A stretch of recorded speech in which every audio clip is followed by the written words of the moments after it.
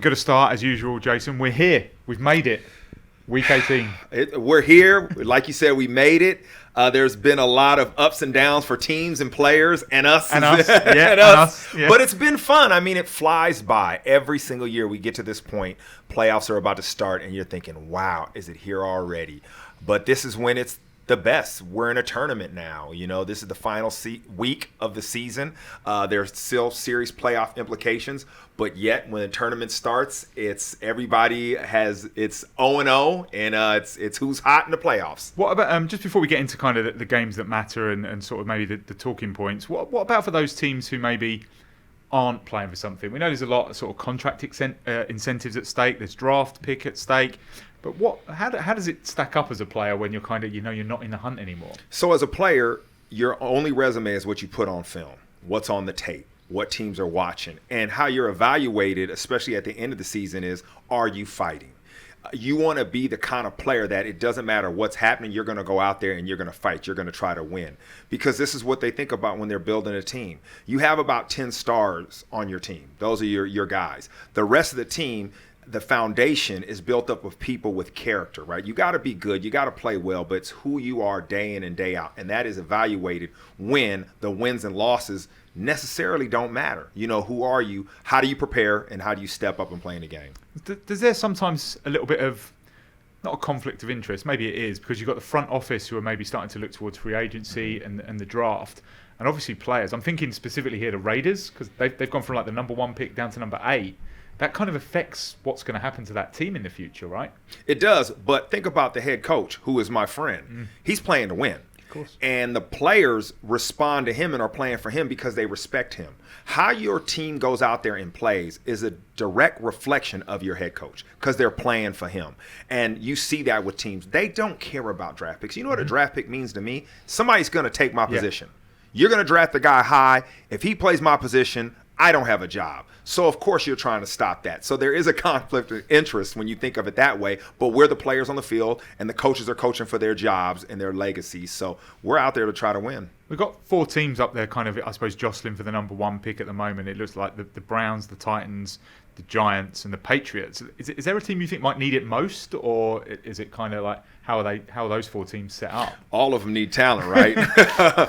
But when you think about it, you just got to go, who needs a quarterback? Yeah. And that's the scenario. So you look at the Giants, you look at the Titans, the Patriots got their guy, and you just think, who needs a quarterback? Because when you're sitting there, if there's a quarterback you like, you make it happen, and it gives you the position to do that without having to give up a bunch of draft picks if you want to move up to get one. On to the games that matter. One stands out amongst everything. These are the games players live for, right?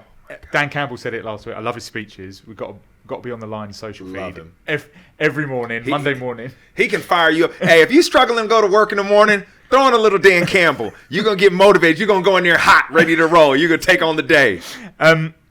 The Lions and the Vikings, they're both really good stories in a lot of ways. I think the Lions, kind of for me, are a team who've built brilliantly, and the Vikings have taken everybody by surprise. But in terms of a one-off kind of game, is this kind of a good thing because they're almost in playoff mode 1 week early? Yes, it's a great thing. And I think when you talk about these teams, you say team. You know, you talk about other teams and you say their quarterback. But when you talk about these 2 teams, you think of the whole entire organization, because that's what it is. These teams are built with a foundation, a core foundation of team football. And so you get to see them match up right now. This could be the NFC Championship. These 2 teams could and should be in the Super Bowl. Yeah. So we get to see that play out in the last week of the season, which is great for the schedule makers. Love it. Thank you for this. But yes, you get to now look at this matchup. And as a play caller and as a player, if you have to see each other again, this gives you so much information. But you need to win this game for confidence going in, especially if you're a team like Detroit with the injuries they have. I mean, an extra week of getting healthy is key for them. So this is going to be a great battle. I mean, would have never thought it would come down to this. Yeah. These 2 teams going at it for this position for the number 1 seed. But, man, this is excellent at this time of the year. There's also like a nice little sub-story in here in that sort of Brian Flores, Aaron Glenn, and Ben Johnson. I think we would probably all say are 3 of the hottest names when it comes to a new head coach in the league. Well, is it almost like a little bit of an audition for them?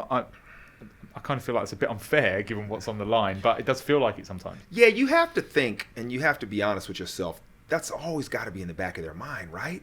And it's how they handle that.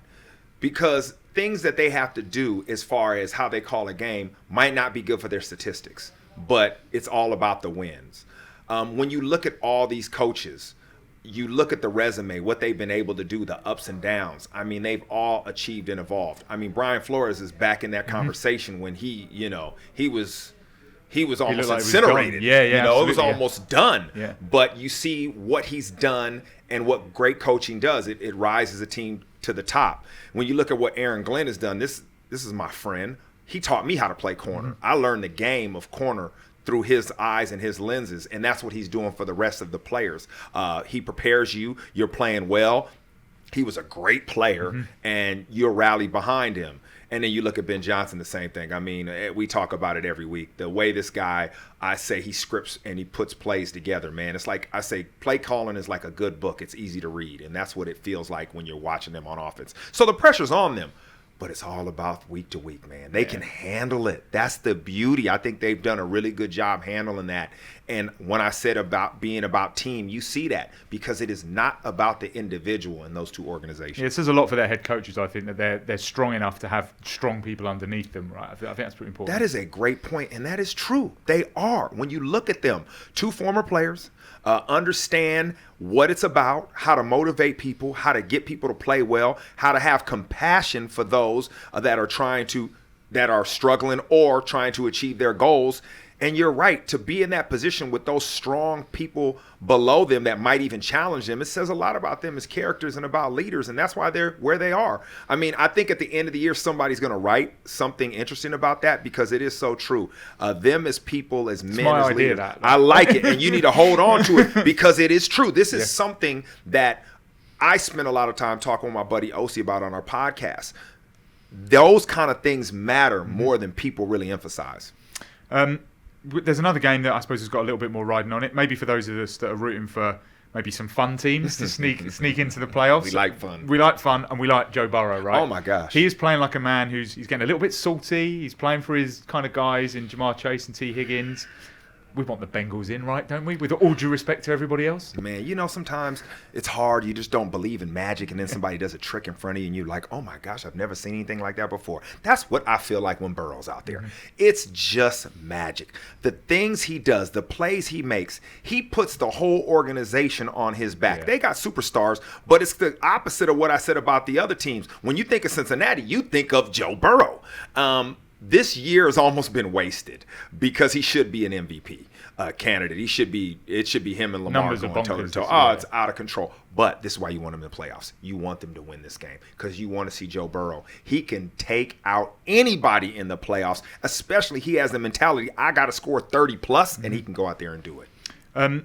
Slightly related to that, I suppose, is that maybe Burrow and the Bengals are a little bit of kryptonite for the Chiefs. But the Chiefs themselves, they've done their hard work. They've earned the right. I always think that's fair in these situations to rest their starters. But I was looking back after college football playoffs, 4 seeds, all given a bye, all lost. Is there a danger that the Chiefs, who we know have done this a lot, but the 25 days I was working out before I started, that is a long gap between games.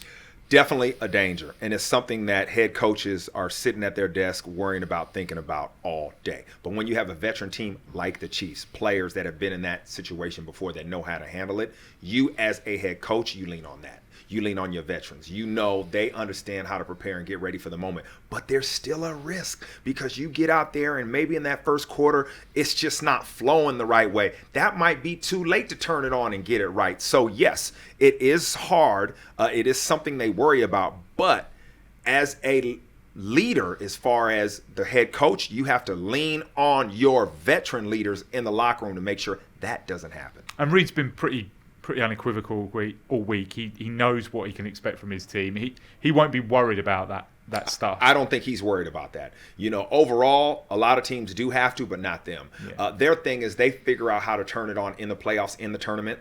That's when they get hot. They're playing their best football now, and they've been in this situation before. They know what it feels like to come off of some rest and have to perform. So they're aware of what they have to do mentally and physically to get ready. And they've showed us that all season, right? They've found a way. We've mentioned it loads and loads of times. They've found a way. What scenario haven't they seen? Yeah. That's the answer. You know, that's why you go hire these expensive consultants. What do we do in this situation? Yeah. That's what they are, man. They've seen it all in that locker room, so they can adjust.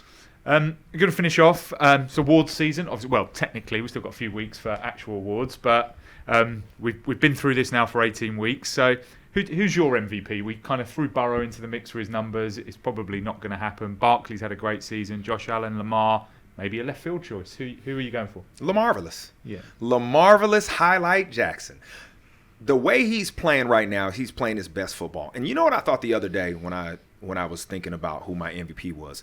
When he came out and he's sitting there and all those evaluators were saying, top evaluators, this guy should play receiver. Baltimore gambled on him. And we forget that. We forget he was not the chosen one. Yeah. He has evolved the game. You can't stop him. He gets faster as the season progresses. I looked at some runs he made the other day, and I'm like, he's got these people out here looking slow. This is the kind of player he is. He gets better. As the season grows, you know, he's took care of himself more. He hasn't missed games being sick like a couple of years ago.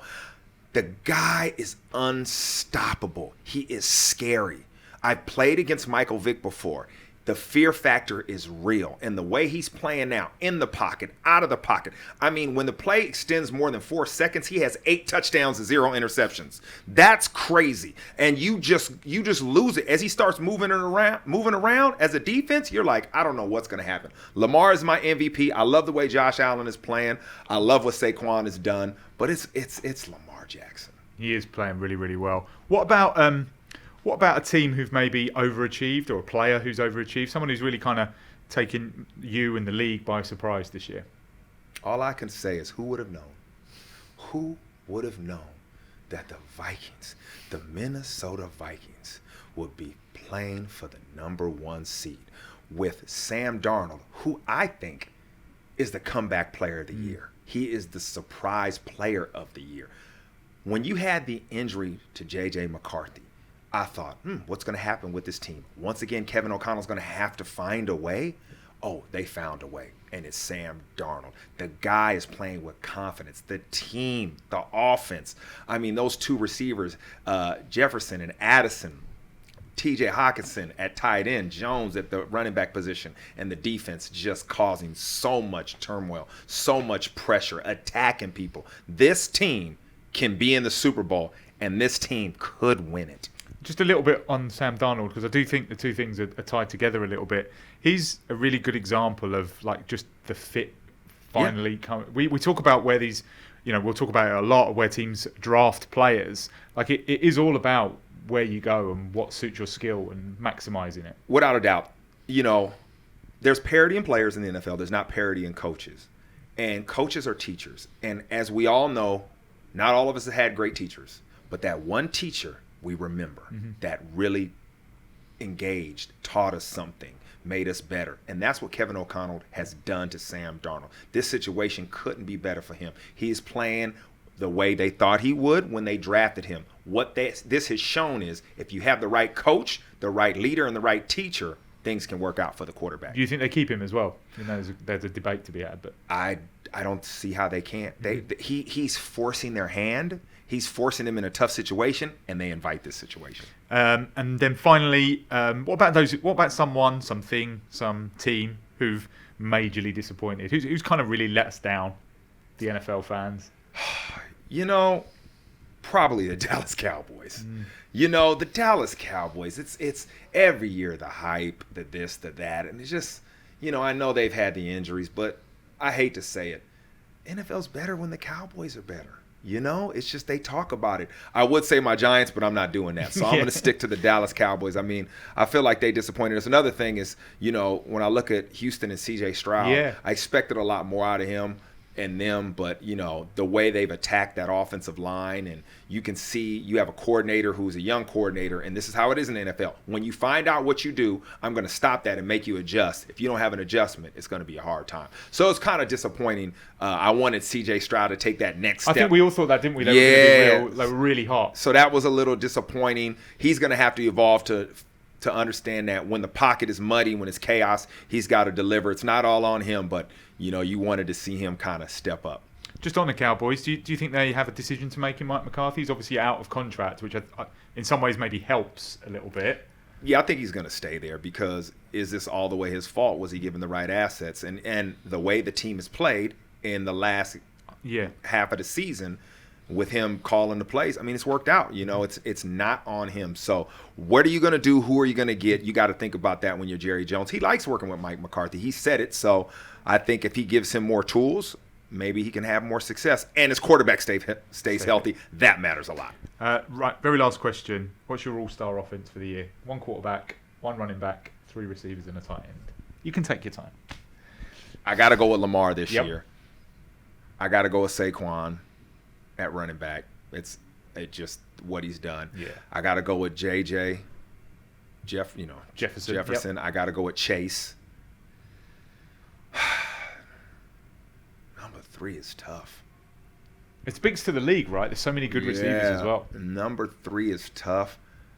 But I think in this situation, I like CeeDee Lamb. I like CeeDee Lamb. I know he's hurt, but I like what he does in that situation. So, yeah, that's what I think I'd roll. Tight end? Tight end. You gave me a tight end. Yeah, I did. It's good for the league. There's been good tight ends flying around. I got to go with Brock Bowers. Yeah. I have to.